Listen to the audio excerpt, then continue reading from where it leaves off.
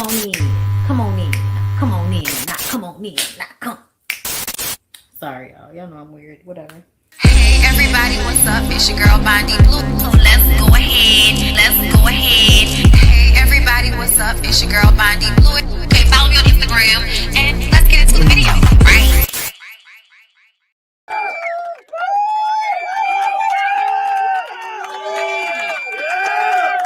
What's up, everybody? It's your girl BondyBlue, and I'm back for another show. You heard me. We here to do a recap of Real Housewives of Atlanta. I hope y'all had a good weekend. Girl, I had a good weekend. I spent some time with my family. It was really fun. We're planning a family reunion for next year. Ooh, girl. It's a lot of us. It is a lot of us, okay? And as long as we have a large enough space for everybody to be comfortable in, child, I am down for whatever. But when I tell y'all having 40 plus people in a small space will tap into my anxiety like no other child, like, oh my God. I love y'all though. I hope y'all know that. So shout out to all my family because some of them watch me. I love y'all.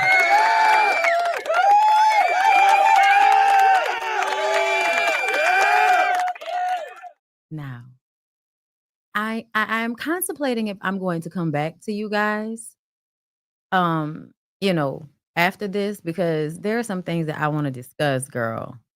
There's a BondyBlue show that needs to be had, girl. And I feel like it might have to happen today. But I do want to start and just go ahead and get into the Real Housewives of Atlanta of it all. Thank y'all so much for joining me. Like the video, subscribe to the channel. Also, subscribe to my secondary channel, which is BondyBlue Bites, where I do cut up versions of my long form videos. I've been reposting over there today. And I love the fact that I'm trying to keep up with it. It's so much to edit, but I love keeping up with it because I say something and then there's always somebody that's arguing with me. And then I go back to the post maybe 2 months later and, it's just like, girl, before we get into Real Housewives of Atlanta, did y'all see the stuff going on with Bam down to the internet, girl? Did y'all see the stuff going on with Bam down to the internet, girl? Wait, hold up. Which one is it?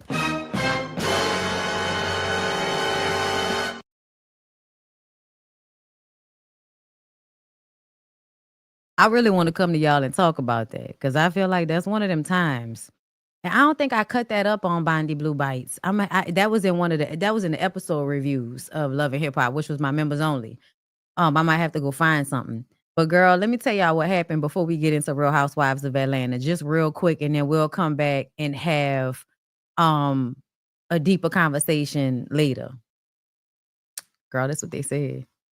They said it was an engagement party for Bam in that. And y'all know I told y'all I didn't like that. But, it's not my life. That's Bam life. And I know she watch me sometimes. And I know she don't be wanting to talk to me sometimes because I think I be too real for a lot of the people.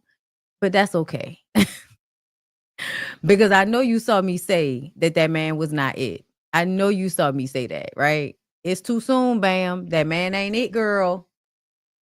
And I be trying to walk lightly because I don't want people to feel no type of way. You know what I'm saying? And then this weekend, there's a big fight. The first post I saw, big brawl between Bambi and Bambi, her old man, and the production of Love and Hip Hop. So something happened with the production. Then it comes out that Bambi and him were fighting and that apparently he has a Blasian or somewhat baby mama, and they were just using Bambi, his whole family using Bambi for clout. Like, basically go date this woman. We'll wait back here until you're done dating this woman. And I don't know if y'all noticed, but I feel like that's starting to become a pattern with these niggas. Any of these niggas that get with these girls that have already been cemented on these reality shows, it's like y'all are not being careful enough about the people y'all allow around y'all because it's like you don't see that just being near you, just being on camera with you, like being connected with you, gives these people attention. Attention is way more valuable than people give it credit for. Most people will do way more for attention than they will for money. But apparently, it was all a scheme that man had set up to come to Bambi with the bullshit to get his family some, notoriety or attention. Girl, I don't know. I don't know. Either way, it's all going down. And shout out to Jamie in the DMs posting videos of this nigga on the internet crying and shit. He already trying to make it a storyline because you ain't never been on the internet talking about y'all relationship before. Why you on the internet not talking about the relationship the next day, talking about, we just got into it. People have their problems. No, people don't just have their problems. Y'all be trying to take advantage of people and use people, and you don't really fuck with them like that. Oh yeah, it look like he been on live. He been on live, girl. Been on live crying on the internet. And then on top of that, did y'all see this new TikTok challenge? I mean, well, not a challenge, but a trend. But it's a challenge if you if it fits you, girl, it's a challenge. Okay. Like something that you get online and do. But I just want to play one video for y'all because when I tell y'all this shit is diabolical, and that's one of the things I want to come to y'all about. I need the first video that did it for me. Okay, this was the first video that did it for me, and then I went down a rabbit hole, and I was just saving, and it just got worse and worse and worse. And then the fact that there's always somebody that has nothing to do with the trend, but wants to be the one to show you that her lame weird ass man is not the one that we talking about. I hate when women do that. This obviously was a trend for women to show how crazy men act and how like they be just completely spazzing out, crashing out whenever they're not getting their way, like they're toddlers or some shit. And instead of either saying, I'm glad I don't have to deal with that and finding something else to look at, you decide that you gonna bring you and your goofy ass nigga on the internet talking about, oh, I'm so glad I found a good one. Girl, and the reason why that annoys me is because I feel like it's often used to invalidate the experiences of the women who are talking about, the mistreatment. Right. And it's also like, oh, congratulations, bitch. We all talking about the fucked up situations we done been through. And we're trying to like, have this moment over here. And here you come, not my man. Girl. There has to be a trend where people are, the trend is to show your good man. This is not that. This is not that. That's so aggravating when y'all do that shit. Or men that want to trip it talking about woman of the year. Nigga, please stop it. Going through these trends and finding your one ain't shit ass baby mama that told you that she was gonna have some other man in your bed. And so not everybody like, I'm glad you have custody of the kids, bro. She's the fucking worst. And I'm sure she was. But this is not your trend, sir. This is not your trend.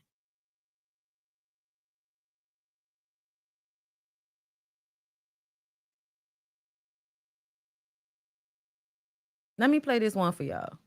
Top of everything he's ever done. Made the man who is fixing my sink break his 5-year sobriety while I was getting my nails done, and then forced him to drive home drunk, he had kids. Nah. Okay, wait, hold up. I gotta stop because I've just realized this is a song, they're gonna keep playing it. Let me do another one. That way I don't have to worry about the music. But that one was terrible. That if you find that one, girl, that one was terrible. Yes. Hold up. Okay. Of the year shit. Pretty girl, right? Okay. Priscilla, we're not fucking done. I'm gonna get this shit to your fucking bitch ass head now. We're not fucking done. Get that shit to your fucking head. Why keep picking ones with music? Fucking shit, and you're gonna get treated like fucking shit back in return.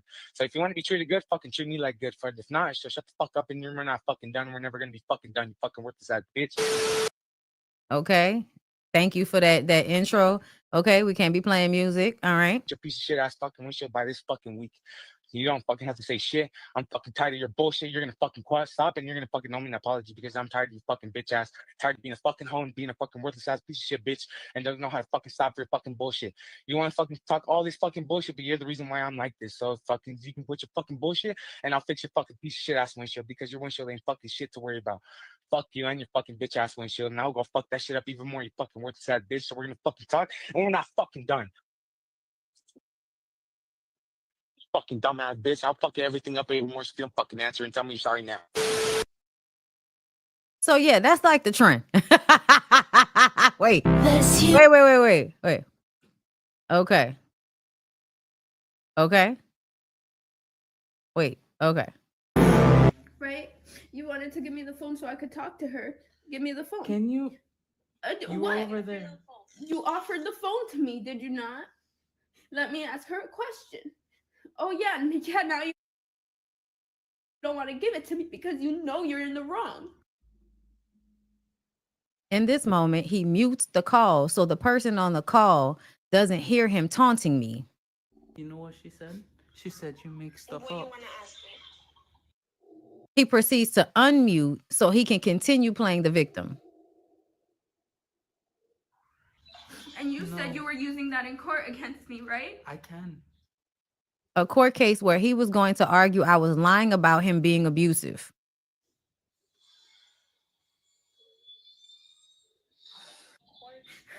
Because she wants to get me locked up. She says she loves me, but she wants to throw me in jail because she hates me. And yes, you beat me continuously for 4 months. That fuck. She threatens to file restraining orders, calls the cops on me, and then 1 second she just flips and I fall for it every single time. Oh my God. What a psychopath. My God today. But yeah, y'all, interesting trend over there on the TikTok. That I just, rabbit hole, fall down, ka-clunk, and then here you are. All right. So it's 421 of you guys in the room. Can you guys please like the video and engage with the content so that people will get notifications if they didn't already? So let's go ahead and get into the notes. So this episode of Real Housewives of Atlanta was boring. It was boring, but there are a few things I wanted to discuss. Okay. Happy Pride. Those of you who are out and proud, and those of you who are still in a closet inside of your head, we're praying for you to come out. Okay. We're praying for you, girl. All right. And you heard me say girl, because it's a lot of you girls. It's a lot of you girls. Okay. Rebirth is a lot of gay shit. That's the name of the episode, Rebirth. And I said it's a lot of gay shit. Okay. Phaedra says she might have gotten pregnant or somebody else, or she might have gotten somebody else pregnant. Either she got pregnant or Cynthia got pregnant. Girl, I can't remember which one. But whatever they did the night before was giving kitty click. Happy Pride. Drew and Angela talk about having such a good time and how Britt and Shamia had this moment where it was somewhat emotional. And then Angela looked to Drew and saw Drew with a grimace on her face. It was giving something doesn't smell right. And then Angela saw it. And Angela knew that this was all bullshit. And she was trying to hold her laugh in. That's what it felt like. Shamia talks to her mom to confirm what Gerald was saying about the baby. And y'all correct me if I'm wrong, because I was trying to understand. So Gerald called last night. When did Shamia's mom get there? Did Shamia's mom say that she got there that morning and the baby was still cold? Because if he realized the baby was cold last night, why when the mama got there the next day, it was still cold? Or did he call the mama right after he called Shamia or before he called Shamia? I don't know. But I do think a lot of women are misunderstanding whenever we talk about that. Like, and I also feel like people think that we're like having a conversation to agree or disagree about. And I just kind of feel like, no, you just don't see it. Like we're not like agreeing and disagreeing. No, that's not what's happening. You really just don't see it. And that's fine. But it's there regardless to whether you want to like believe it or not. You know, a lot of women I saw in the comments as a response to that portion of the live talking about how I would want to know. I would want to know. And I'm like, yeah, ma'am, you're a good mom. But the anxiety of that is out of fear and not out of anything that you can actually do. So if you have people around you that love you and know that you're going to stress yourself out about something that you don't need to stress yourself out about, they should be protecting you from that, especially your husband. Like, he's supposed to feel like, why would I call her about something that I can handle on my own? I don't want to ruin her good time. I don't want her emotions to be all over the place. I want her to be at peace while she's there and know that I got it. Everything's okay. And if it's not okay, then I'll call her and let her know when it's something serious. Like when I have to take the baby to the hospital. That's when um no, that's what I'm saying. Like he works in the HVAC. He works in the HVAC business. That's what he owns. I said that last review. Like he owns a air conditioning business. And the issue that he's having at his house is that it's so cold. And then I was wondering, like, I want to know if we gonna keep talking about this. I want to know the nurse's side of the story because I want to know that could the nurse control the temperature? Was that in her? Was that in her power to control the temperature in your house? Or in that room. Also, on top of that, um, was she thinking that it should be cold in there in order to keep the amount of, things that could be infectious in the air? Because correct me if I'm wrong, y'all, but hospitals are normally cold because it being cold keeps the air dry, which keeps you from having like, variants and shit and infections in the air that can be airborne, transmuting as easily. Because whenever right, the nurse was cold too. That's what they said. The nurse had a heating blanket on. And I'm like, so what are y'all thinking? That the nurse is just in there dumb, or that the nurse is some psychopath that is turning the temperature all the way down so the baby can be uncomfortable, but so that she can be warm? What if she had wrapped the baby up and then the baby just kicked all of, kicked all the covers off by the time Gerald got there? What if she was all swaddled and had a blanket and she had kicked all of that shit off? Okay, is it? Thank you. It prevents mold from growing and minimizes no so wait no no social infections, no socomo infections. Girl, I can't pronounce that one. I'm gonna have to hear it and then I'll be able to say it right. Yep, clinics and hospitals are kept cold. That's what I thought. $9 million home in HVAC King. Can they have a special unit and filter in the baby's room? Bondi, I'm gonna need for you to do your good journalism and interview the nurse. Was the nurse allowed to touch the HVAC control panel? That's what I'm saying. And that's what I was thinking from the very beginning. Like, is that something she can even control for you to be like blaming that on her?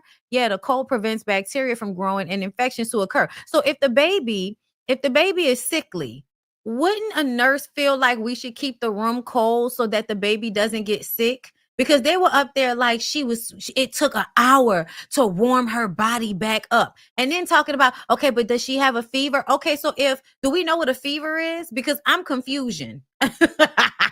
Is the baby cold or does the baby have a fever, girl? Okay, like it's a lot that don't make any sense. Right, they don't have nanny cams. Like, what's going on? It just this like continuing it into the next episode for the mom to call and be like, yeah, girl. It low-key felt like the mom was calling her to validate what the husband said. And I just kind of feel like, sometimes you can't trust the mamas neither. You can't trust the mamas because the mamas are always going to defend the men. That's just a lot of the times how it is.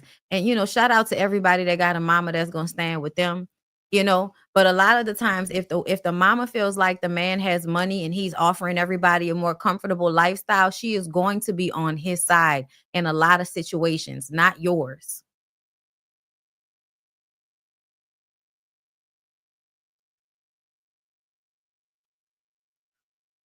I'm just saying. Um, let's see what else. What else, y'all? Hold up. Let me look through my notes. So yeah, that whole situation is still so confusing to me, girl. Like, what the fuck is we going through? Y'all, Phaedra's a creep. And I wish I didn't have to say it every time I get up here, but Phaedra talking about Britt having an inverted nipple, and then Portia is saying that Cynthia's clit is inverted. I need to understand how Portia would know that. Like, maybe me and my homegirls just don't have those types of conversations where I'm like, yeah, I have a hood over my, like, why do I need to tell somebody what type of clit that I have? What conversations are we like, what's going on? And listen, I do wish I could. I do wish I had somebody I can have those types of conversations with. But I swear to God, like, I don't know. I don't know if I would call it just a friendship, girl. I don't know. Okay. I just, my platonic friends have never seen my coochie. I don't. And not in that way. Like, because if we were getting dressed around each other as women and we were both naked, you know what I'm saying? I still wouldn't see your clit, bitch.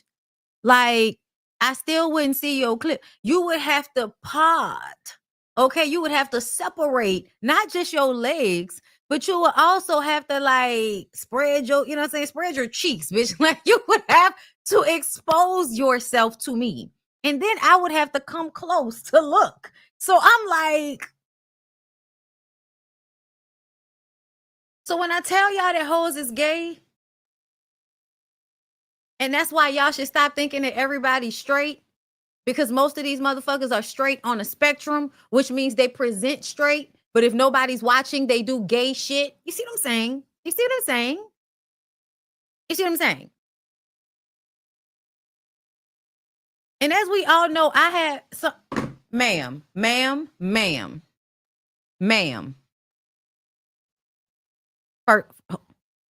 New deal, new me. Some women have, and guess what we would still have to do? Guess what we would still have to do? We would have to actually look at it in order to see that. And guess what happens when women's legs are closed? You can't all the time see they clit. I know, I know what women's nether regions look like. I have the Twitter. I know all of the different ways that you know, women's clitorises can look like small penises. I'm very well aware of this genre of pornography. And still, and still,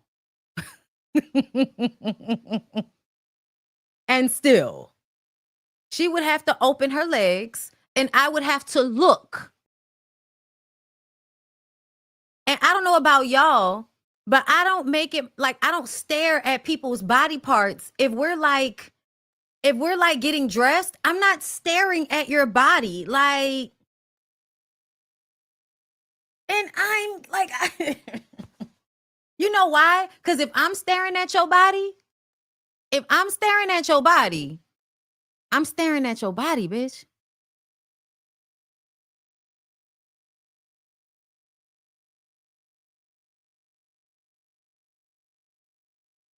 I guess because I'm honest with myself about what I would be doing if I was looking all in between a woman's legs like that. And a lot of people don't want to be honest about why you would even be looking all between a woman's legs in order to see what is there. Never heard the say, okay, see, y'all are gay. All right. And I need y'all to sit with why you want to look at somebody's coochie. I need you to sit with that because I know why I would want to do it. I need you to be clear on why you want to do it. Either way, Phaedra's a creep, and Portia knows what Cynthia's clit looks like. And that's not called inverted. That's not called inverted, y'all.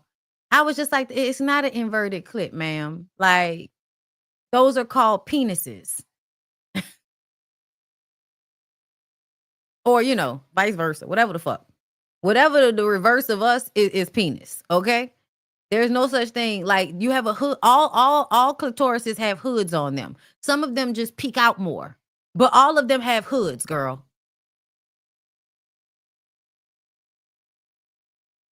Something be wrong with people. Yes, thank you. You be naked around your friends, but you don't, and you might see they boobs or something. But what it takes to actually look and see what somebody's clitoris looks like, especially if they don't have a big one, which is the conversation that we having. Yo, we're not talking about somebody with some shit that's peeking out from under their skirt. That's not what we talking about. We talking about somebody who Portia said had an inverted one, which means it's small. Even more so, why would you have seen it? That's all. That's all. I'm fine with it. I'm fine with it. It's fine. Everyone does it. It's okay. Phaedra's a creep, though. Creep, creep, creep, creep, creep. Britt and Kelly. Ooh, girl. You know when you try to be real with somebody and tell them how you feel, and then they take that moment to act as if, pretend as if they are having a vulnerable moment and hearing you out about whatever your complaint, gripe, critique of them is. And then they take it in and then they find something about you to have this exact same interaction with, as if, okay, tit for tat. Oh, you told me something that you don't like about me. Well, now I'm going to tell you about something that I don't like about you. And I was like, at that moment, Kelly, at that moment, sitting on your bed, if you had not realized before that Britt Edie is not your fucking friend, that was the moment, my girl. That was the moment. And I think what we really need to start clocking is people's refusal to be emotionally vulnerable in these moments. Right? And what I mean by that is that if somebody says that you are wrong, you don't just put up your defense blockers and don't take heed to any of it, especially if it's somebody you care about. If it's somebody you care about, you hear them out and you actually think about what they're saying. It hurts because nobody wants to hear anything bad about themselves, okay? But what you are supposed to do is to sit with it, listen to what they're saying. If there is truth to what they're saying, accept it. Think about it later. You know what I'm saying? And then y'all can have a conversation later. But what you don't do is find something that you can use as a weapon against them once they've expressed how they feel to you, which tells me that you were not fully taking in what was being said and you were just thinking about what you could say to respond. It's a lack of vulnerability. It's a lack of real connecting, because what happens in real friendships is you say, I'm sorry, girl. I didn't mean to make you feel that way. Let me, you know what I'm saying? Let me self-check. That wasn't my intention. And then moving forward, you move differently and you check in and you make sure, hey, I just want to make sure, like, we good. Is there anything else, you feel in a way? Because at the end, and also it's other people's responsibility to say when they have an issue.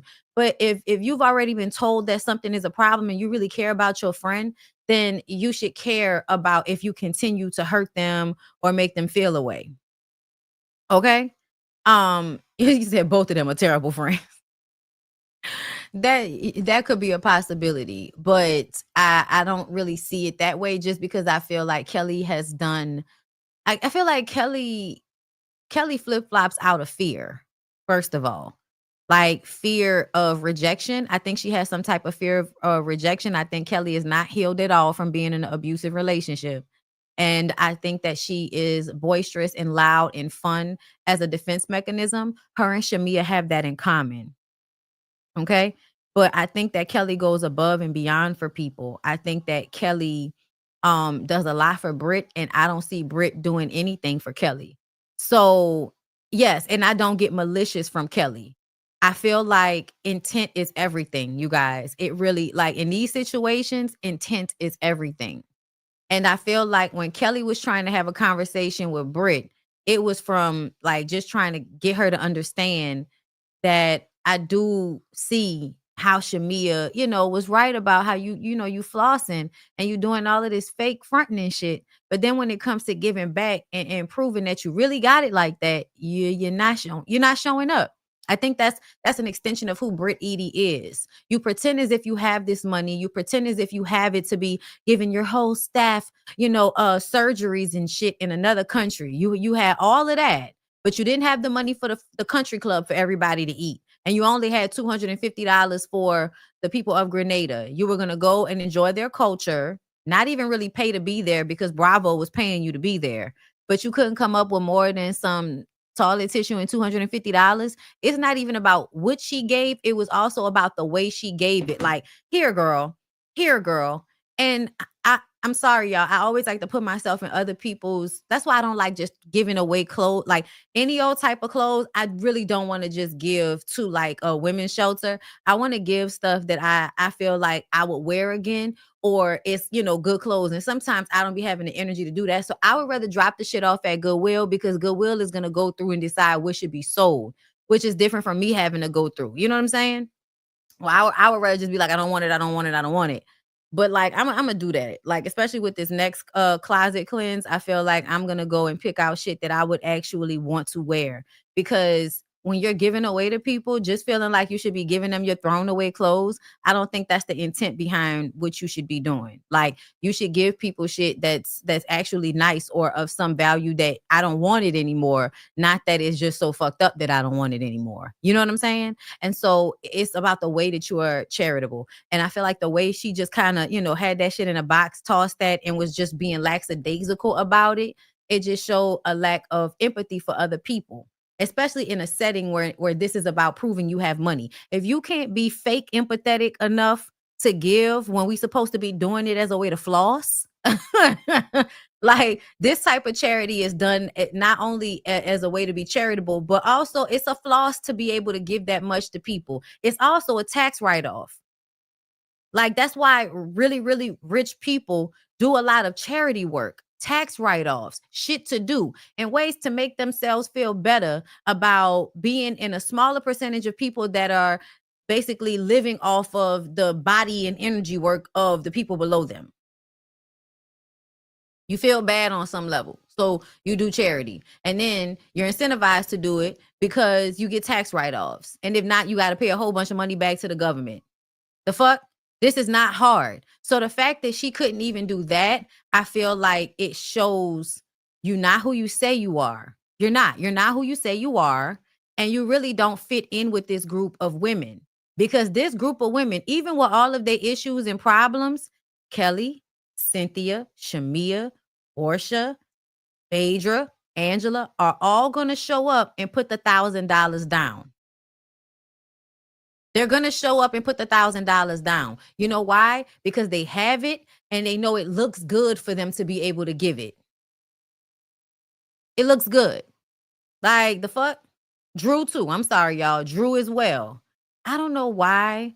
You know what it was, y'all? I was looking at Drew on this picture, and for some reason she looks like Cynthia. That's why I said that. But Drew too, y'all. I feel like when it comes to charity, Drew definitely gives. Now, you got to question her about it sometimes because she a little sketch. But all of them didn't give 1,000. They didn't. I thought Phaedra said nobody should have gave at least $1,000 if you were going to come with money, because Shamia had so much clothes and shit. So I'm not sure exactly what a lot of people gave, but I feel like it, it's definitely given that everybody gave more than $250. The only person that gave 1,000 was Portia. No, they didn't. Well, didn't other people give a lot of clothes? They like bought a lot of shit. I'm really saying a price value if you're only going to give money, meaning that if you don't feel like going through your closet and pulling out all of your designer clothes that you don't want no more, if you don't feel like going to the Sam's or the Big Lot to buy a whole bunch of bulk shit, then you would give a certain amount of money. $1,000, it was Phaedra's measurement. That's why I'm saying that. That's why I'm saying that, y'all, because they said it on the show. I don't know all of the backstory, but I'm just talking about how all of the women are in agreement that what they gave was good enough. What she gave was not. Right. Yes. Everyone gave 1,000 or equal to it plus items. And that's what I'm saying. Like, stop taking me so literally right now, y'all. The point is, this bitch didn't give nearly as much as everybody else, and everybody agreed on that. Okay. But let me continue. Britt felt a way that Kelly agreed with Shamia that she was being cheap. Women who are bullies often want you to only check them in private, or they don't want you to really speak your grievance in front of other friends, as if y'all are not in a friend group or on a reality show. If you are on a reality show, I feel like you need to get over that feeling. To me, it just shows how entitled you are, that you feel like you don't have to be, oh, we friends, so that means you don't check me on camera. Bitch, we here to get paid to do this. We're literally here to get paid to have confrontations, and you want me to keep the confrontation between me and you in private and not get paid for it because we so good of friends? Yeah, fuck out of here with that. I'm sorry. That's usually a tactic used by bullies. Giselle and Robin. Nene had that type of mentality with everybody. She would spray you the fuck out on Watch What Happens Live and then tell you that you shouldn't have checked her in front of everybody. Girl, I can't. Okay? I can't and I won't. Okay, what else? Britt says it's not that complicated. It's okay. Hold up.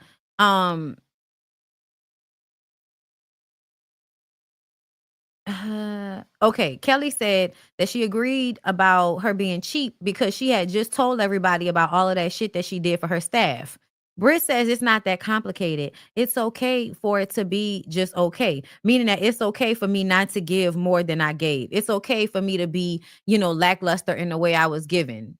And it's like, based on your standards, based on their standards, no, it wasn't okay. And that's what they expressed. The fuck? Okay.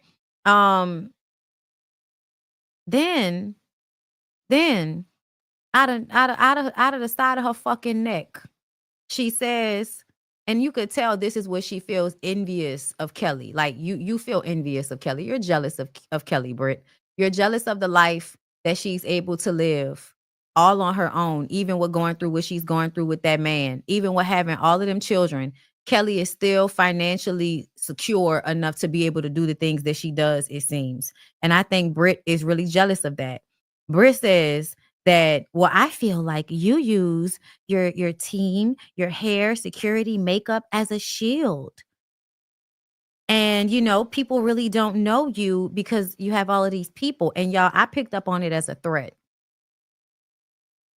I don't know if Kelly picked up on it as a threat, but to me, how it was actually translating was, I know something about you that other people don't know. And if you don't stop having beef with me, or if you don't have my back the way I feel like you should have my back, then I am going to spray your business. I'm going to make it incapable for you to hide behind those people.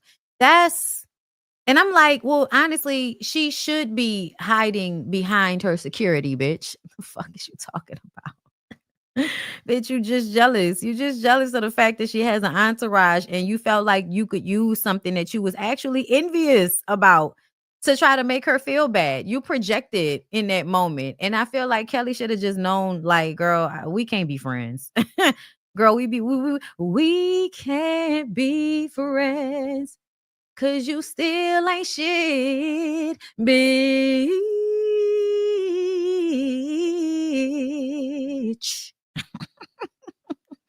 Okay. And then we get into how, okay, I guess Kelly told her team not to work with Britt. It seems to me that Britt went and had some secret meeting with Kelly's makeup artist or something like that, her stylist. I don't know. I don't know. And I often feel like it's because people have like bullying personalities, and some of y'all fall for the bullying personality. Like, I fall for it too sometimes. Sometimes, girl, okay? We gonna talk. I don't know. I think they said they had been friends for like a couple of years. I could be wrong. Because I can't really remember. I don't remember, but they probably haven't been friends that long. Y'all know how they always got to over exaggerate the friendship so that y'all would think these people actually care about each other. But this is what was on social media. Imagine me arguing with a worker / scammer / fan. Back to my family vacation. #weirdos. Okay. And so I don't know what this is. Obviously, he had a falling out with Kelly. In Paris, I'm guessing this is the stylist, said, actually not at all. When someone calls your phone and starts screaming and talking to you crazy and using profanity, and you actually were doing them a favor, it's very easy to walk away. Kelly isn't a bad person. She just loves drama too much. Someone said, I understand that the not wanting to share your glam team, especially with someone on the same show. To me, it's not even about it being with somebody on the same show. We are not in fucking competition. Y'all are weird. Y'all are weird about that. Y'all are weird about that. Hold up. Unless you meant like, I don't want you to have my team, because that means that they're not going to be working on me when I need them to work on me. They're going to be working on you. And that's not what I want. Like, I need you to have your own shit because we're on the same show. Okay, that's probably what they meant. Okay. I thought they meant like, I don't want to share with you like in a competition type of way. Like how Portia feels about Shamia. My bad. She at least shouldn't have met with them behind Kelly's back. Paris, she didn't. Britt Ubered Kelly to her home for the meeting because she was too tipsy to drive. Was it a meeting that she knew about ahead of time, or did y'all like decide to have a meeting and somebody was like, we should, tell Kelly? Like, and why are you trying to out her for being tipsy? What the fuck does that mean? Oh my fucking God, this is so messy. And Paris like, because Kelly don't got the funds. Well, we know that Britt don't got the funds, so you need to explain, you know what I'm saying, this chain of events, girl. She's been liking loads of shady Kelly tweets. I clocked that. Okay, and shady or truthful, you have a Housewives stan account. Relax. Let's see. I don't know. It's a little weird. She's talking about my entourage, but at the same time, she kind of like wants my entourage. I don't like a whole team around. Oh, now, bitch. Now. Right, because now you comparing. I don't like a whole team around, but you want to use my team, and then now you have a member of my team helping you not look like the bargain basement version of me. Like, I don't get it. I don't get how we can sit up here. Like, I don't know. It's very weird. Is this a white male? Nice. Is Paris a white male? Because if Paris is a white male, I'm gonna tell y'all, this is the time that y'all need to be paying attention to messy white men that like, and I'm saying white men, but I'm, because I'm thinking about other like actual gay male, men, gay men, and then males, because I don't know what them are, but you got to be careful about them, because gay white men are not only messy, but they're mischievous, and they don't really like black women. They pretend like they like black women, and then they incite this type of bullshit. Albino, he's black. Oh, is that right? I'm confusion because it doesn't look that way. That looks like a clear man. That looks like a clear male. Okay, because it actually looked like a white woman with a good bob, girl. With a good little shortcut. He not white. Okay, he look white. He look white, y'all. I'm sorry. That look white. Who dressed you? Okay. Nice. Okay. That's fine. Albino. Okay, fine. I feel like I could see that once the sun came in. I think the hair makes it hard to pick it up because it do look, and also I feel like sometimes you can racially, ethnically be black and be albino, and then also adopt the fact that you can pass and look white. And so if you pass and adopt or internalize that you look white to people, you might take on the same weird ass traits that gay white men have. Okay? He might be white passing biracial. Child, I don't even know. But what I'm picking up on, what it feels like to me, is how messy white men invade black spaces and cause discourse between black people. I don't know if y'all have been paying attention. Anytime y'all see, and it's another thing I want y'all, anytime y'all see a white man on a black podcast or with some black people on a podcast, and that white man is talking about how terrible the system is to black men, and then he starts naming billionaire, millionaire black men, he's an agent of chaos. He's an agent of chaos. He really does not care about you being a black man and being held down by the government and outside entities. He's literally using your fear to grift. using your insecurities and your biases to grift. So pay attention to that, because I've seen at least 2 different white men in some type of black social media space talking about how black men have been, it's a conspiracy theory the way they're always the ones that are held accountable. But what about Abercrombie? What about Harvey Weinstein? What about this one? They're all powerful men. They're all powerful men. They're all powerful men who are harming other men, women, and children. They're all powerful. The money makes them powerful, you guys. Them being a billionaire or a millionaire literally takes them out of being able to be a downtrodden black man. I know y'all don't want to believe that, but that's literally what money does. So whenever y'all see these very fishy ass, feminine, white men that are, on podcasts saying certain things, and it's like, you're white. Now all of a sudden the way you want to advocate for black people is to tell us we should be empathizing with the millionaires and billionaires of the entertainment industry who take advantage of everybody that they come into contact with. Is that what you think speaking up for black people should look like? And I've just been noticing, the reason why I say gay men is because I feel like I've seen it with that man with the purple jacket on. He's always wearing the same purple jacket down there to the Diddy trial. I've seen him recently do that. This man I've seen do that. I've seen a white man with a like English accent that was speaking on something. I commented on it. I think it might have been Art of Dialogue, maybe not. But one of them, pages that just show up that I'm not really following. And the white man is talking about how R. Kelly and Bill Cosby and Diddy and this one and that one and that one and this one have all been, they trying to take them down. They trying to take them down, girl, and it's white men. And it's like, why are y'all trying to use black men's ignorant talking points to grift in this community? That's weird. It's weird. Get from over here. It reminds me back think about colonialization, y'all. There's an influx of them. Yes. It just used to be us arguing back and forth. Now y'all see all of these white people entering the chat. I want y'all to listen, if you are not talking about intersectionality, so if as a man, you're talking about racism, but you're not also talking about how women are treated.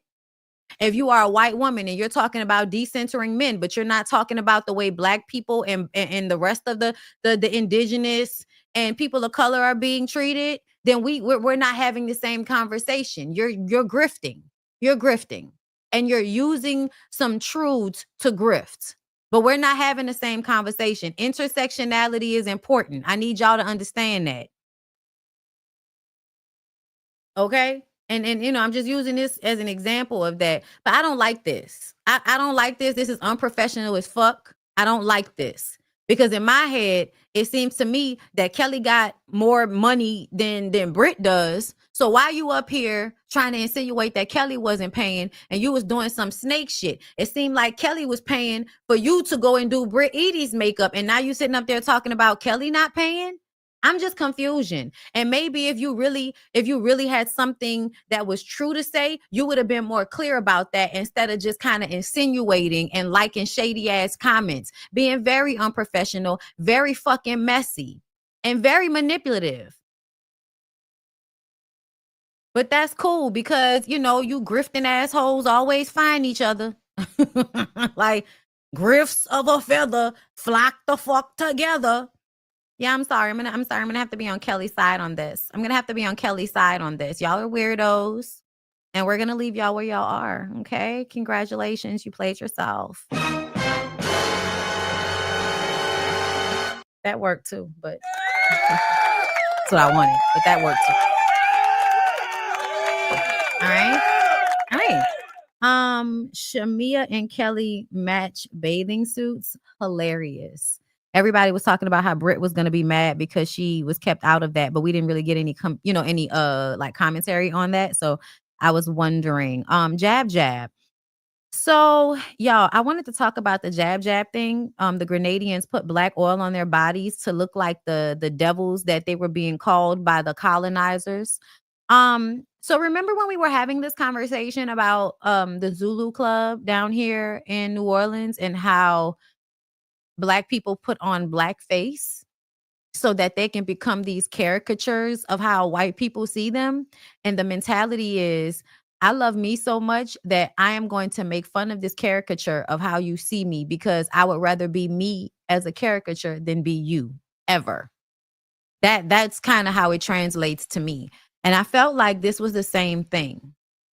The white people say that the black people are devils. The black people say, oh, I'm going to show you a fucking devil. And then they put black paint and oil all over their bodies and dance and have a good time and release the energy and give off the same devil shit you talking about. When the truth of the matter is, the real devil is the one that's dressed all in white, that colonizes your mind, spirit, and, your surroundings, that tells you to hate yourself.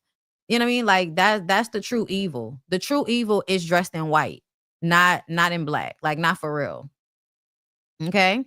So, yes, and because Mardi Gras is in essence a version of carnival, and carnivals are happening all over the place. Jab Jab is a carnival parade, okay? A lot of Caribbean places do some of the same things as responses to racism.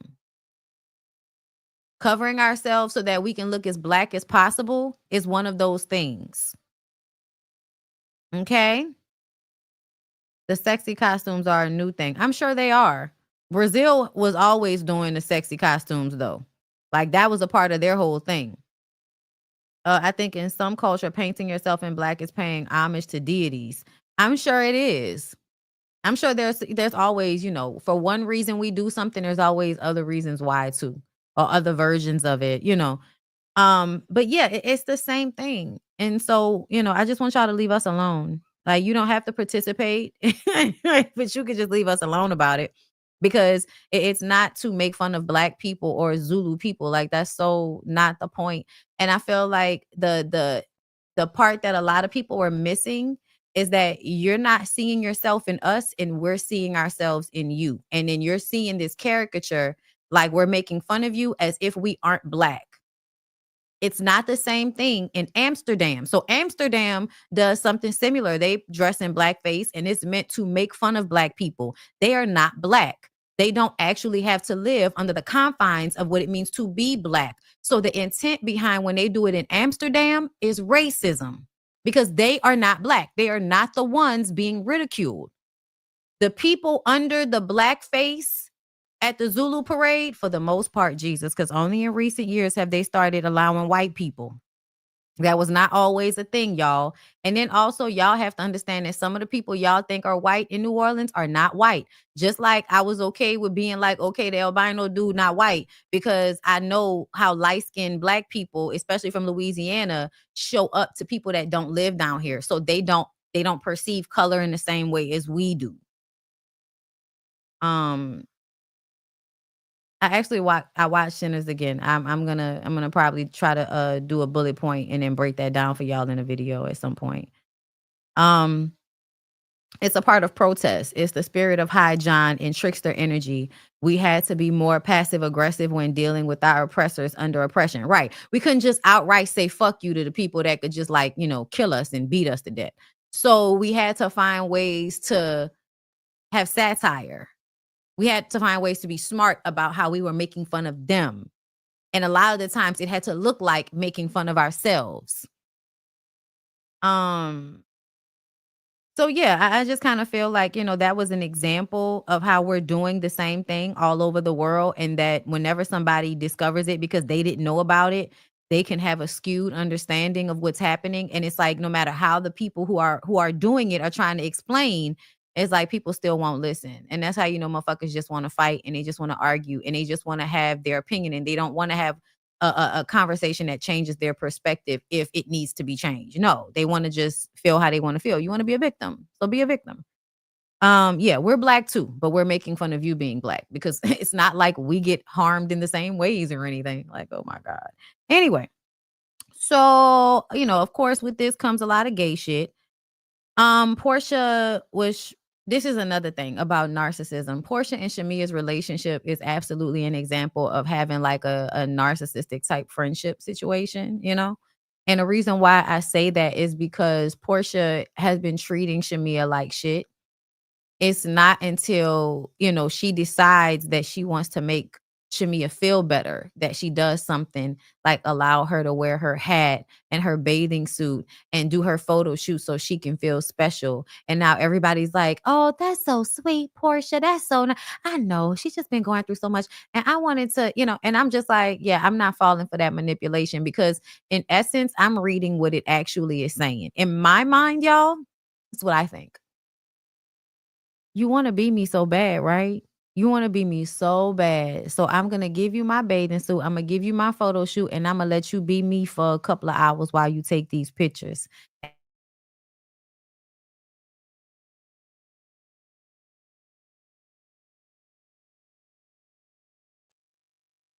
I saw me blink. I'm sorry, y'all. I don't know how else to digest that. Once you think about all the other ways in which Portia has treated Shamia, the angle, the things that she says, the energy, okay? And I wanted to bring up something that Kenya said to validate this. So y'all know Kenya's YouTube page is popping. Shout out to her. Not know. I've actually had a conversation with Shamia a long time ago. And that was when Portia and I were not on the best terms, and we're cool now. But this was when Portia and I were not cool. Everything that I know about their friendship, I'll just tell you. I never felt that Portia was supportive of her being on Housewives. They had asked Shamia to be on Housewives as a housewife years ago. And Shamia refused to do it or could not do it. I'm not really clear about the details, but in any event, she couldn't do it. She didn't do it. She did not accept the offer to be a housewife or to interview to be a housewife. And I remember a specific conversation being filmed where Shamia brought up something. Maybe it was her wedding. Maybe it was Portia not being supportive of her. But I remember Portia saying something to the effect of, why are you doing this? Why are you over here? Why are you doing this? Do you need the money that bad? And I think Shamia was like shocked, like, what, where is she going with this? And the gist of the conversation was, can't you just let me have this and you go over and do what you need to do? But this is my platform. You need to go and either be my support system or go away. That was the gist of the conversation. Now I've been on that show, was on that show, still am, still employed, not on the show currently, but for 12 years, I've seen and heard a lot. I've never lied on anybody. Never. Y'all know that. I just remember thinking, is that a friendship or a relationship of convenience? Because a friendship, you cheer your friends on no matter what. And I just remember this saying that Oprah said before, like, if you have a friend that even shows you a hint of them not wanting you to succeed or climb the rung in a ladder, they are not your friend. I strongly believe that. If I don't have a girlfriend that's on the sidelines and me like, go girl, you better do that. What can I do for you? I'm going to call the producers. I'm going to call the network. I'm going to do everything I can. I need you by my side. I've done that before for a friend of mine, to the point where I'm putting my own job in jeopardy because I'm like, y'all should look at this girl. She is dynamic. She is beautiful. She is a housewife. She is the one you're looking for, and you're overlooking her. And going so far out of my way, people were like, what is going on? What is the situation with you and this friend? Because she was somebody I truly cared about. She's my friend, and I believe she would be good in that role. However, that's not what I see with Shamia and Portia. What I see is jealousy. What I see is somebody putting their foot on somebody's neck and saying, you stay down there. I want to be the queen of this. You go find your own thing, which is basically what she said. I mean, I think we already know what that is. It's not a friend. Anyways, no friend I would want to have. Okay. So Kenya on the Portia hate train too.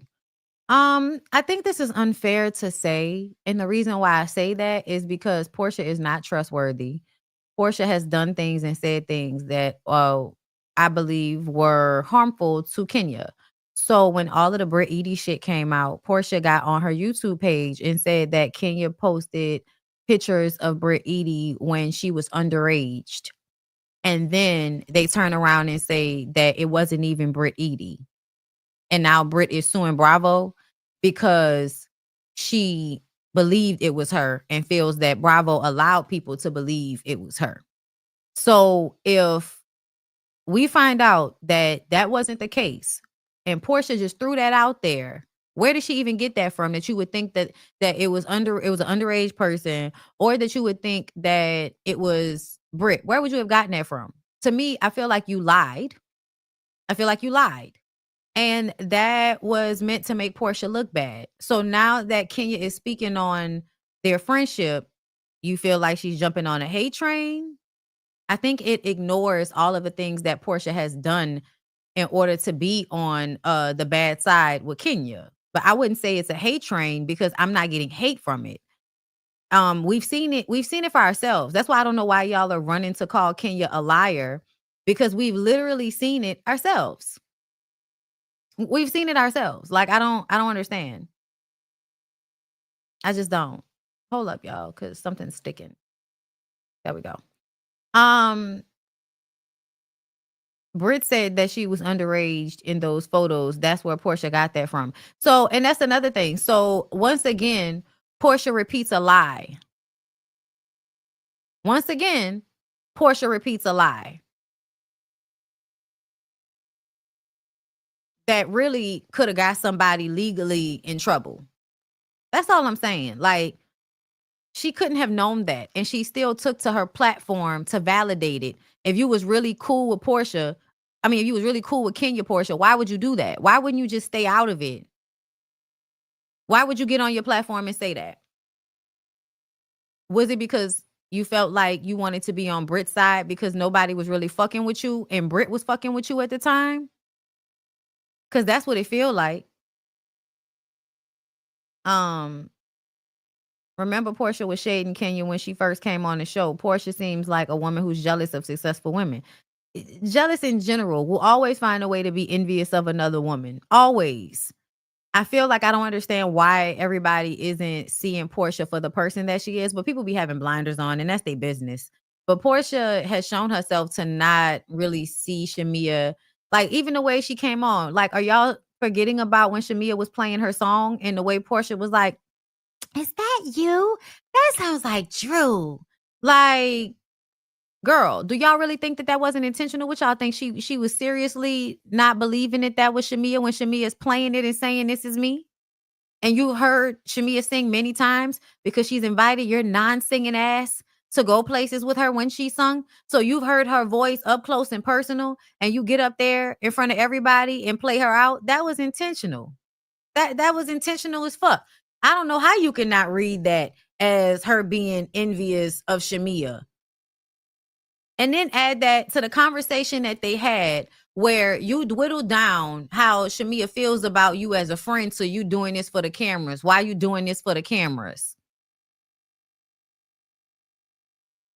Girl, Portia runs from accountability like she, girl, she runs from accountability like it is trying to stab her with a kitchen knife. It's it's incredulous. It's ridiculous. And the fact that she's so blind, like, I don't see how y'all can't see when somebody is full of shit. Like, they're being facetious. There's a tone to it that gives dry. It's a dry tone. It's a tone where they look bored in the eyes. Like, I don't know. I don't know how people don't see it. I think Portia and Shamia's sexual relationship makes it confusing for Shamia to stand up for herself because there's love there. Yes, absolutely. Absolutely. I also feel like once somebody has decided that they want to be a victim in their life, they continuously re-victimize themselves in these situations by giving these people access, not seeing it for what it is. However, it does not change. It does not change at the end of the day that I believe when you look at these situations, you have to look at who's hurting who. Who's actually hurting who? If one person is hurting themselves, that's not the same thing as somebody hurting another person or hurting the people around them. And that's why I feel like you have to be able to differentiate between Portia and Shamia when it comes to their relationship and how she shows up in their relationship and how Portia shows up in their relationship. At this point, you like this dynamic between the two of y'all. Doesn't make Portia right, though.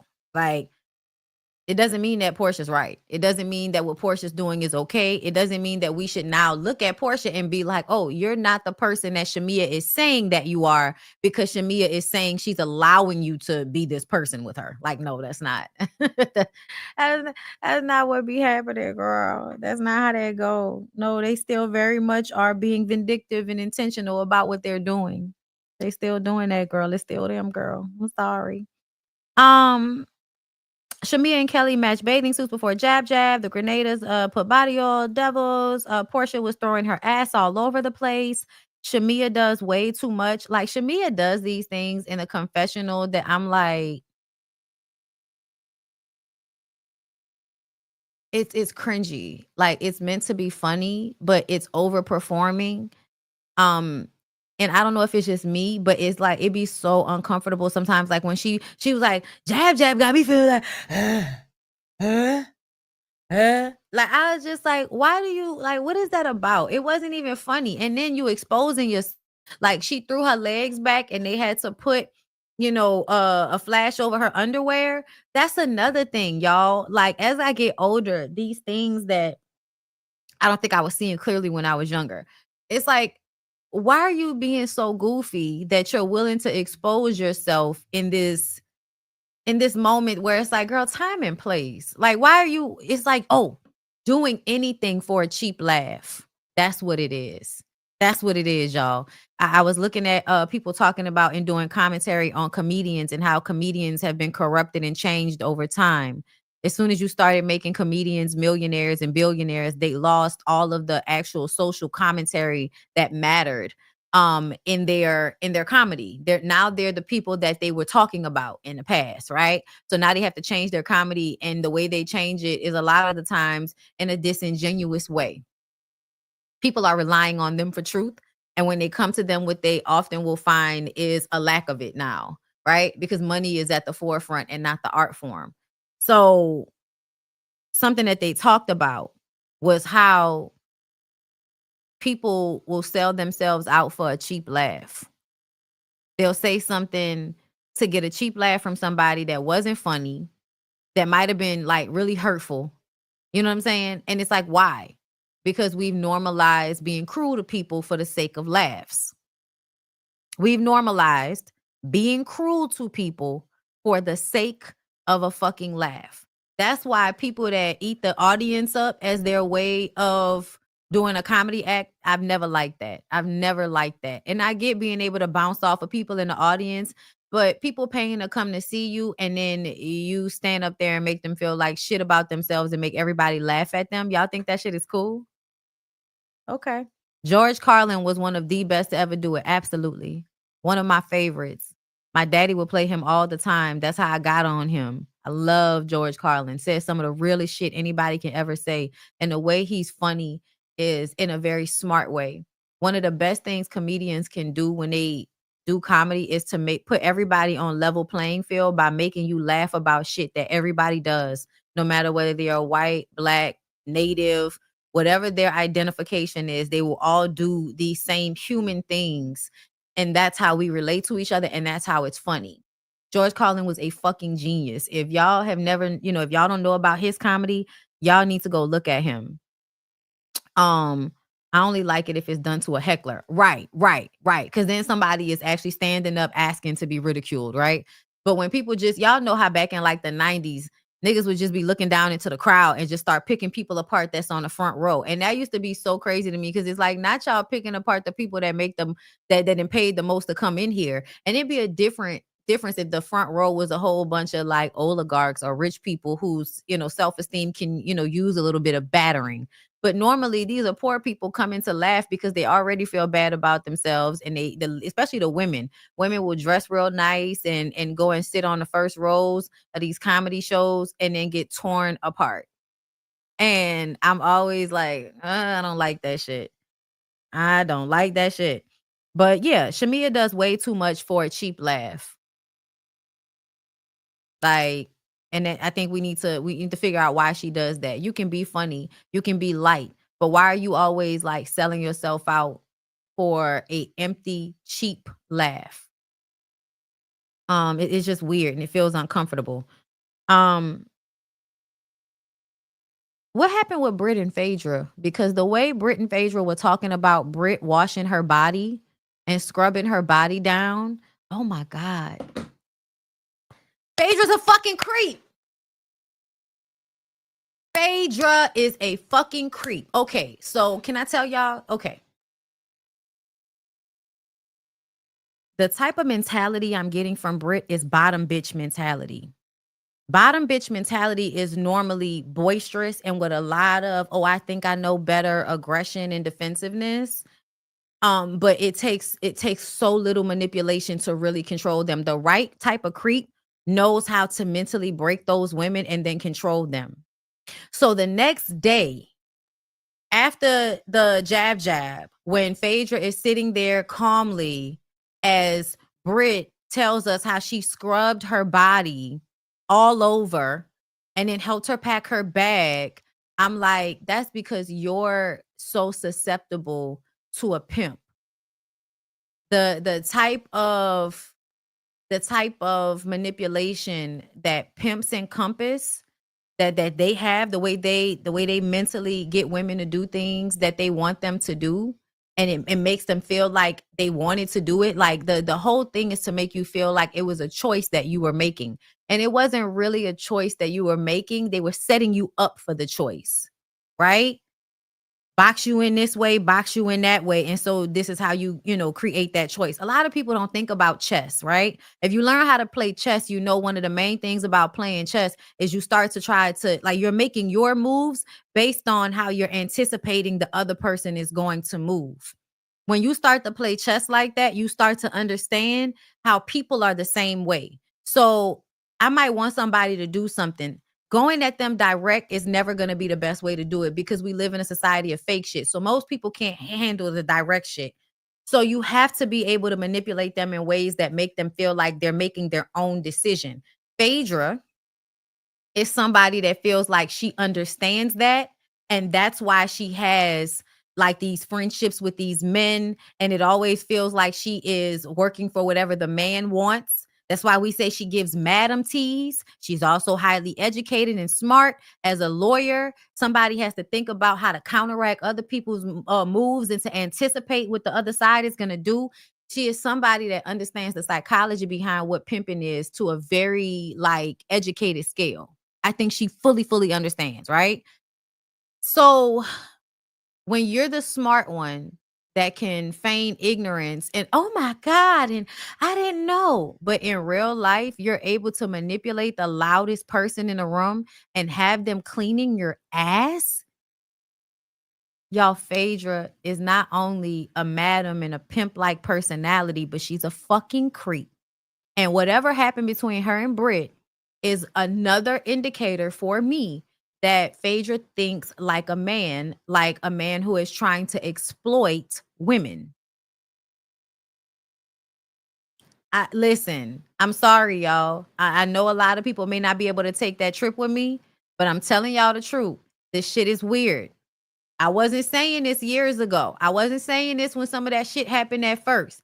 Now I've had enough of a pattern of behavior to look at her and really pay attention, because we are old enough now that when people are still doing certain things, it's informing you about them. It's not, y'all think people be doing shit and it's just a joke. Oh, they didn't mean it like that. No. You have to pay attention to how intentional people are in every aspect of their life in order for you to recognize that nothing that they do is an accident or out of their control. Y'all, it's something that I pay attention to and that I have to, because people will really create scenarios to get a certain response out of you.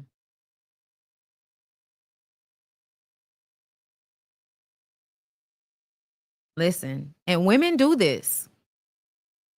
I'm telling y'all right now, I'm not telling my business, but I'm literally thinking of a specific situation where I feel like the person was intentional about the way they mishandled themselves so that they can get a certain response out of me. And usually the person that is the easiest manipulated will probably be the loudest and the most confrontational. Phaedra was sitting in a back seat giving Britt Edie game, telling her how she needs to be more agreeable. Isn't that something that a pimp would tell a woman? If she was doing too much, you really need to learn how to be more agreeable. You really need to learn how to be more nice to people, appear to be more friendly. She wasn't telling her to be friendly. She was telling her to appear to be friendly. The way Phaedra was talking to her in the backseat, Angela turned around and said, "Damn, Phaedra, you dropping gems, huh?"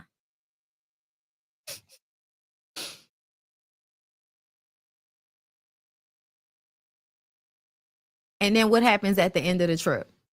Them hoes in the same room, packing up their bags after telling us how she done been all in between her coochie and her butt the night before. The way Phaedra loves to idle people's bodies. As soon as Britt Edie took all her clothes off in the kitchen, I think that a lot of the women in the room was like, "Oh yeah, I might fuck her." Phaedra was like, "I'm going to fuck her."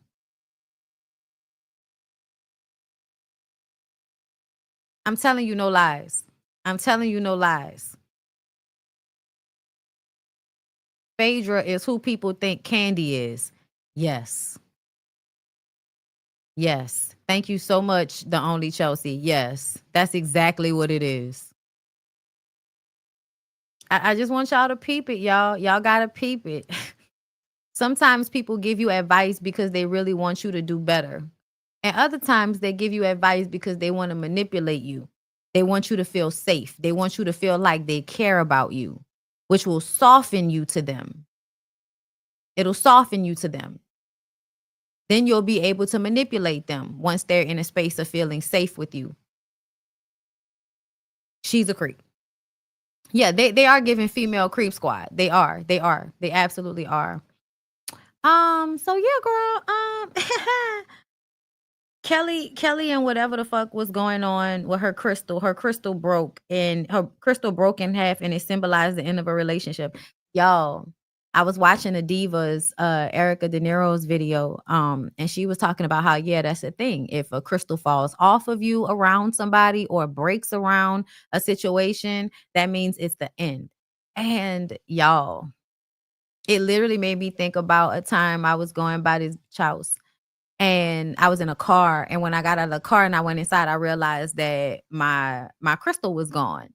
And so she comes inside holding the crystal. And I was like, that was the first time that fucking crystal had fallen off my neck. Fast forward to now. It's what I like to call drop dead Fred.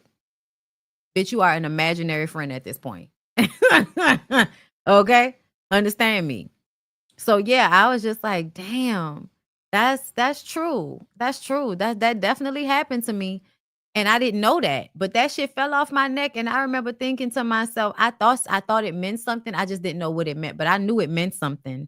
And to be honest, it felt like that necklace is a protection thing for me, right? It has my dad's initials on it, and it's a clear quartz crystal. It's a protection thing. The fact that it fell off of me around her made me feel like it was showing me she wasn't safe. I didn't know this exactly yet. I was feeling it, did not know it. But this was one of those signs. And it's like you can only like really think about it until after the fact. You know what I'm saying?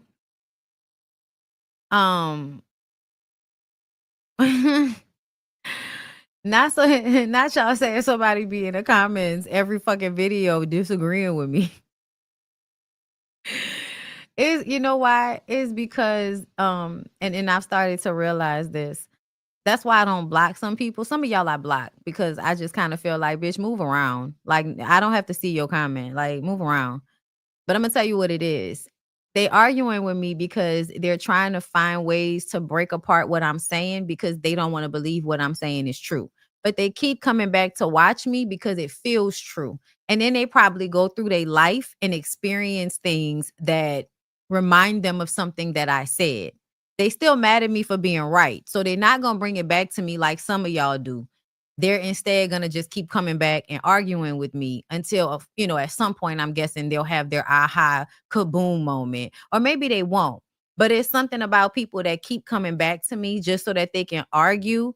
It's really it is really because they know I'm right and they want to have access to what I say, but they're uncomfortable with the things that I say. That's really why.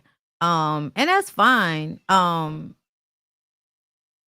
no. And then another thing is that I feel like a lot of these things are not up for debate. Like a lot of these things that people want to argue with me about, it's like it's not really up for debate. And it's real that you think it's weird that you think it's up for debate. Like this is what's happening like here. And I think that people feel like because they disagree with me, they're like, oh, we just don't agree, she's wrong. And I'm like, no, you just don't see it. Like that's me. No, you just don't see it. That's all. And there are sometimes that I'm like wrong about shit, but I'll say, I don't know, I might be wrong. But some of these things I be absolutely right about. And y'all just need to go out in life and have these interactions. And then when you come back, you'll be like, oh yeah, well, Bondi said it was right. Bondi and I have disagreed and I have not been blocked because we respectfully disagree. There's a difference. Yes, exactly. And then also because I'm not trying to like shit on people. I want people to work through it because there were things that I didn't understand until I had to come to the conclusion of it. And also, this is just my perspective, right? So you can have your perspective, but the way people voice disagreeing with me is sometimes invalidating my perspective. And really, it just kind of seems that they don't know what they're talking about. And that's not everybody. Please don't get me wrong. But there are some people that just really like, you haven't read the books I've read. You haven't seen the shit I've seen. Like, you haven't really delved into this in order to have this conversation. But you just want to disagree with me because of some other reason that you don't like what I'm saying. Like, for instance, you could act like you don't agree with me, but Phaedra is giving pimp. I don't know what to tell y'all. But anyway, that's all that happened on Real Housewives of Atlanta. I don't think there's anything else I want to talk about with these people. I'm gonna go ahead and skip on off of here, and what I'm gonna do is come back for a BondyBlue show because there are so many things that I want to talk about today, and I'm gonna go make myself a smoothie from Just Move Supplements. I'm gonna go because I got a package today, so I'm gonna go make myself a smoothie, and then I'm gonna come back up here. I'm gonna set the recording. Y'all pay attention because I'm gonna probably set it for 3:30. That way I can go do what I gotta do and then get back up here because I'm supposed to be recording with Scotty tonight on his channel. Shout out to Scotty. I'll repost the link when I get a chance so that y'all can come over tonight to me and Scotty having a conversation about R&B music, child. It's gonna be this or that, the R&B music edition on Scotty's channel. So y'all make sure y'all come through for that.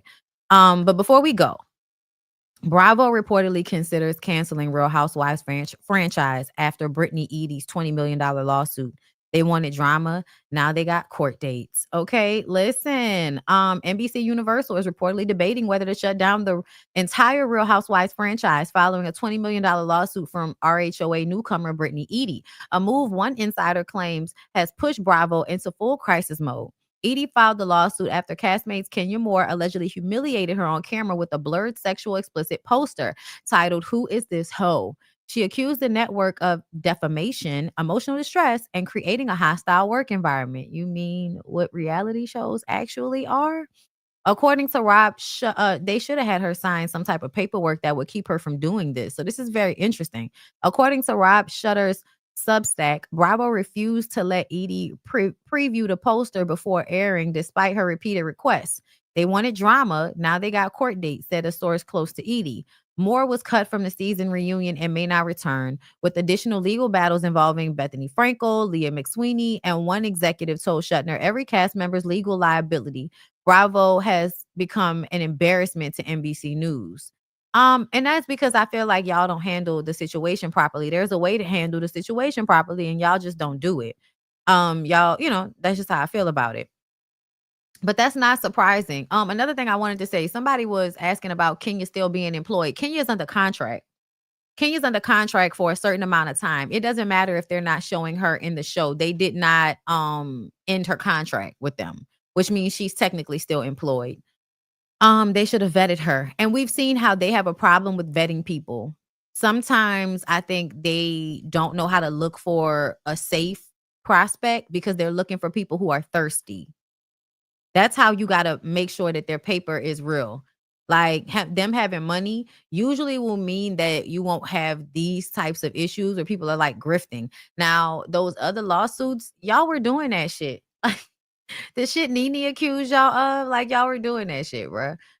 Which is why I feel like if she was able to get her money off of y'all, then she should, because y'all absolutely did take advantage. However, I still feel like she was fine with everybody else being taken advantage of when she thought she was Queen Bee. So that's why I didn't have, you know, I didn't care as much because I'm like, girl, if that was happening to another housewife, you wouldn't have gave a fuck if you were still in the fold and you were still Queen being it and shit.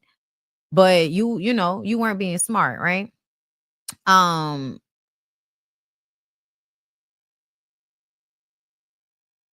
okay. That's how she got Portia. Yeah, Phaedra. That's how Portia. Yeah, that's how she got. That's how Phaedra was able to get Portia's mind, and they do that freaking frack thing.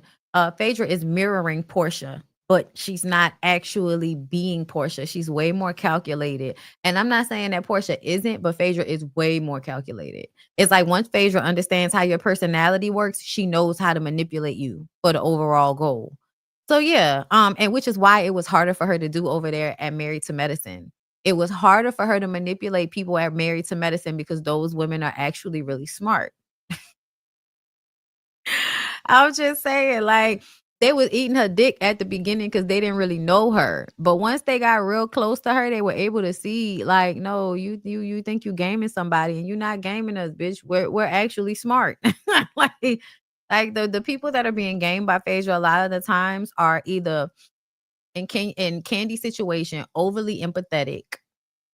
I do think there's a part of Candy that is overly empathetic sometimes, right? And I think we see it in various, situations where it's like because she doesn't recognize that her boundaries should be respected sometimes. Like you could tell, certain people's childhood shows you that they don't feel safe to have boundaries with people. And because they don't have safe to have boundaries with people, they allow people to harm them in ways that they don't even really recognize what they're doing. Like you're allowing them the space to do that. You think you're just being empathetic. You think, oh, I'm giving people another chance because people make mistakes. But what you're really doing is putting their feelings ahead of your own and not protecting yourself once you've gotten enough evidence that this person is not safe in a certain capacity, right? So when you are really empathetic, I think like Candy, and you have like a blind spot, you will become friends with somebody like Phaedra until she does something to you that you cannot come back from. And that's what happened, right? Phaedra goes around and basically crosses people's boundaries and then presents herself a certain way so that she can get away with certain shit. This is a woman that has internalized the misogyny that she's been a victim to. So a lot of women, and I think women do these things better than men sometimes because women are so smart, but they basically just pick up on what men put down and then take it on as their own, right? Um, and I say all of that because one of the things I want to talk to y'all about when I come back is this Princella flawed villain situation that's happening on TikTok. I don't know if y'all know about that, but I would implore y'all, if y'all plan on coming back, get your ass on TikTok or ask Chat GPT or some shit, and they'll give y'all a little breakdown of what's been going on. I'm gonna explain it if you don't know. So, but just if you want to see for yourself. But we're gonna have a conversation about that because I think it's important for everybody while we're on the internet, low-key looking for leaders. And you need to be careful of that. You need to be looking for information that resonates and that feels true for you, but you need to stop adopting like they're a leader, I need to be following mentality. You know what I'm saying? And I want people to be safe. Appreciate, thank you for the super chat. Phaedra is a PK. So she's learned that shit real. Yeah, like the PKs are usually some of the best manipulators, girl. And they don't even know that they've been taught to be a manipulator in the way that they have. Fashionable Ray, thank you for being a member for 7 months. The way I watch you religiously should be studied. I love your point of view. You are my internet niece. You have more sense than a little bit. Thank you so much. I appreciate that. Thank you. Satra Zelri, thank you for the super chat. Hi, I hope I said that right. Hi Bondi. All of the RHOA cast was in the doctor's office with Cynthia for tits and clit work. Remember 50 Cent got her vajayjay tightened, a gift from Kenya. Oh, okay. Okay. Gotcha. That makes sense. Thank you for that. I'm not gonna lie to y'all.